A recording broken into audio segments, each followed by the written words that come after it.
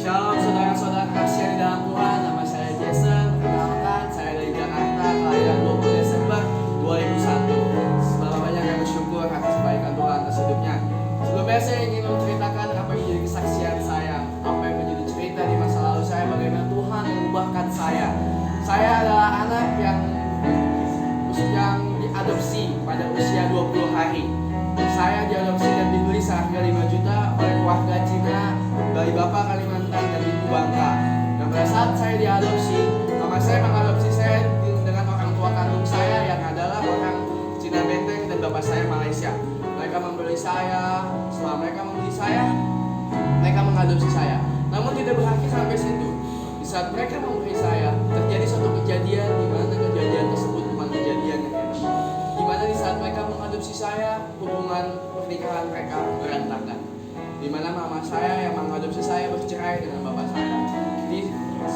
Baru saja mengadopsi saya sebelum ada sebulan sampai 2 bulan, mereka bercerai. Mama saya membawa saya untuk ikut kepada mamanya, ikut kepada nenek saya, tinggal sama nenek saya. Mereka tinggal sama nenek saya dan mama saya mengalami depresi ringan.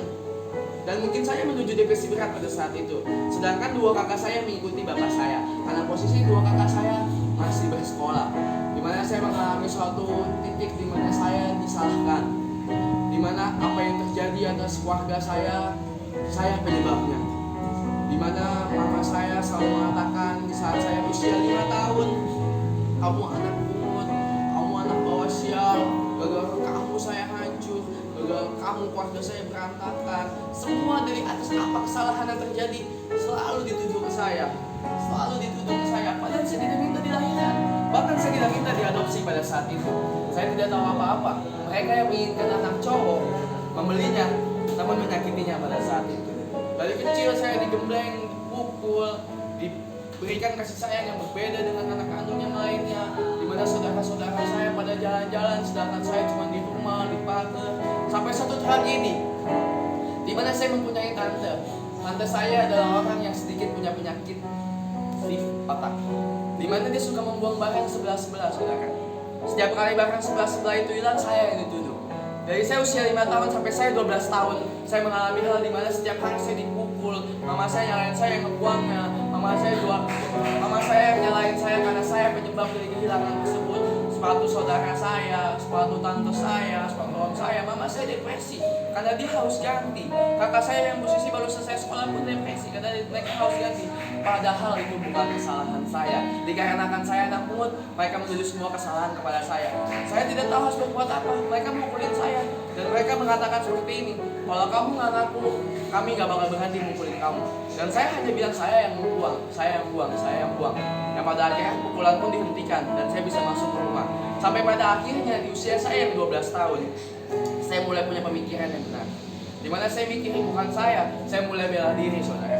Saya mulai bela diri bahwa yang buang itu bukan saya, yang lakuin itu bukan saya. Pada akhirnya pelakunya pun semua orang tahu bahwa pelakunya adalah tante saya, almarhum tante saya. Yang pada akhirnya barang hilang pun berhenti dan kasus itu pun berhenti dan saya mulai mengalami di mana saya berhenti dipukul dengan alasan yang tidak jelas. Namun kepahitan tersebut selalu saya bawa. Mulai dari saya lulus sekolah, saya terambisi untuk punya uang banyak, saya terambisi untuk kerja. Pada saya selalu dikatakan anak pungut, anak bawa sial, anak yang tidak bisa melakukan apa-apa. Yang bisa saya lakukan hanyalah membuktikan kalau saya bisa nyari uang. Saya bekerja, saya putus sekolah pada saat saya SD. Saya putus sekolah sebentar, saya sekolah, saya kerja pada saat itu, kerja jadi cleaning service, apapun saya kerjakan. Apapun asal saya bisa menghasilkan uang. Sampai pada akhirnya saya SMP pun, saya SMP dan saya putus sekolah juga di SMP demi bekerja. Dan saya mulai mengalami di mana saya masuk di dalam pergaulan yang salah. Mulai dari ngerokok, minum-minuman, obat-obatan, ganja, narkoba, jenis sabu-sabu, sampai pada akhirnya saya menjualnya. Saya jarang pulang ke rumah. Mungkin pada saat event-event Natal, event Lebaran, event Imlek, baru saya pulang ke rumah. Sisanya saya di luar. Saya ngontrak, saya ngekos sendiri. Saya melakukan apa yang orang tua lakukan, apa yang orang dewasa lakukan, hanya untuk membuktikan bahwa saya bisa hidup sendiri, bahwa saya bisa sukses sendiri. Namun itu semua hanya penikmatan sementara, saudara. Segala sesuatu yang kita lakukan dengan balas dendam itu adalah suatu hal yang sia-sia, saudara. Dimana saya mengalami satu titik, saya mengambil jalan pintas untuk kaya. saya menerima tawaran dari teman saya yang pada saat itu ada di dalam penjara untuk menjual narkoba. Dan saya pada saat itu tertarik karena omsetnya cukup besar. Omsetnya cukup besar, mulai dari 5 juta per minggu sampai 5 juta per 3 hari sampai 5 juta per hari. Omsetnya cukup besar. Mungkin kalau saudara di Jakarta, saya termasuk orang yang memegang bandar yang besar, memegang barang yang besar di Jakarta pada saat itu. Sampai pada saat itu hidup saya begitu enak. Saya punya segalanya dengan uang narkoba. Saya punya motor lah, punya HP lah, apartemen dan lain sebagainya. Saya punya banyak hal, saya punya uang banyak. Saya pulang dengan ke pameran saya punya segala. Padahal itu uang setan. Padahal itu bukan uang halal. Namun saya memamerkannya kepada saudara-saudara saya, di mana saya melakukan sesuatu yang hina, namun untuk kemuliaan saya, sesuatu yang hina yang saya harap saudara tidak lakukan itu. Namun di satu titik saudara, karena saya tidak menerima kasih sayang dari keluarga saya mencari kasih sayang di luar, dan itulah akibatnya.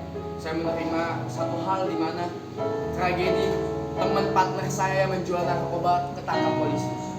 Posisi saya lagi ada di kosan. Saya nggak tahu dia ketangkap. Saya tahu dia ketangkap dari tukang bakmi yang biasa beli narkoba dengan saya. Dia kasih tahu bahwa si A, si B ketangkap, kabur. Dan saya langsung kabur, saudara. Saya kabur, saya tinggalin kosan, saya tinggalin beberapa motor yang di kosan, saya tinggalin. Dan sampai pada akhirnya beberapa hari kemudian kontrakan tersebut disegel polisi. Kontrakan tersebut disegel polisi. Teman saya tidak melaporkan. Mungkin karena nama saya yang terlalu harum pada saat itu di bidang narkoba. Saya pada akhirnya mereka mencarinya. Dan pada saat itu saya kabur, saya terburuk.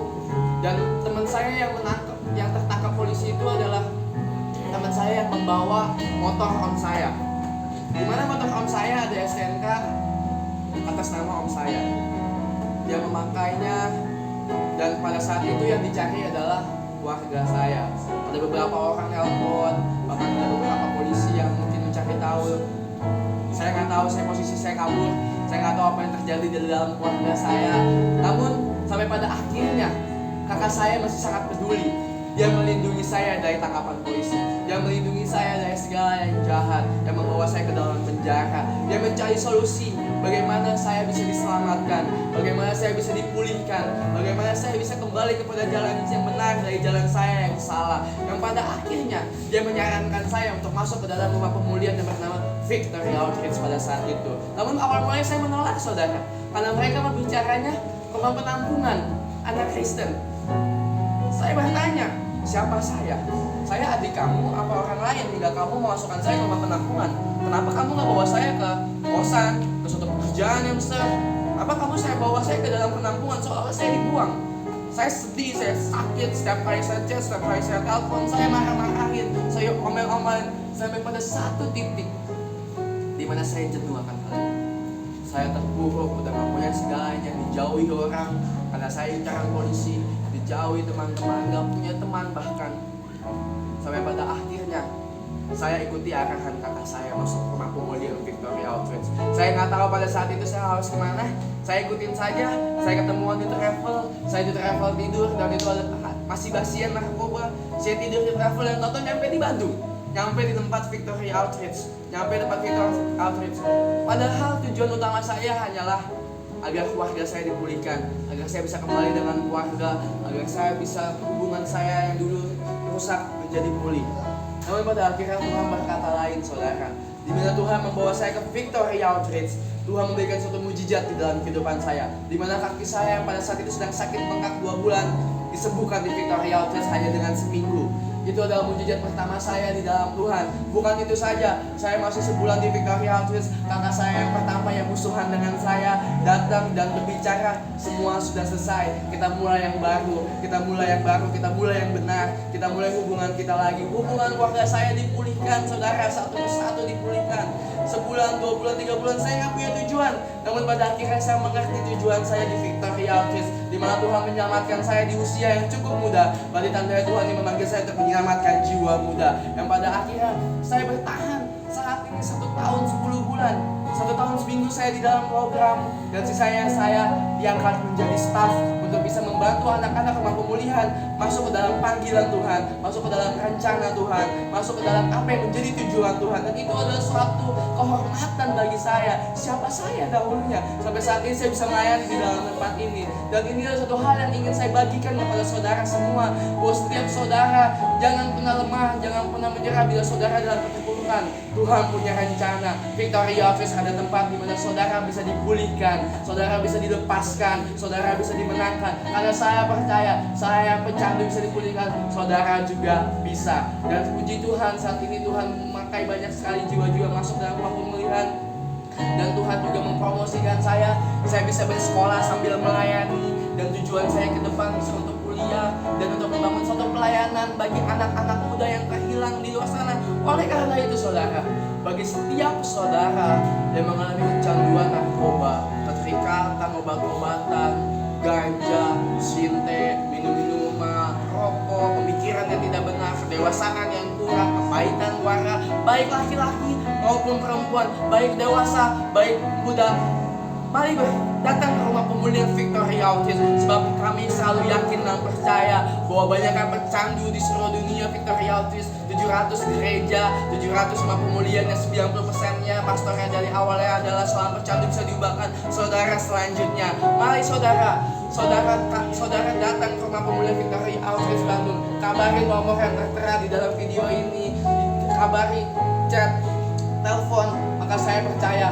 bukan saya juga yang mengalami pemulihan, saudara juga yang akan mengalami pemulihan. Demikian cerita hidup saya, demikian info yang ingin saya sampaikan, demikian kesaksian untuk kebaikan Tuhan Yesus di dalam hidup saya. Semoga bisa menjadi berkat bagi setiap saudara yang mendengarkannya. Terima kasih, Tuhan Yesus memberkati, dan Tuhan Yesus menyertai saudara terkasih di dalam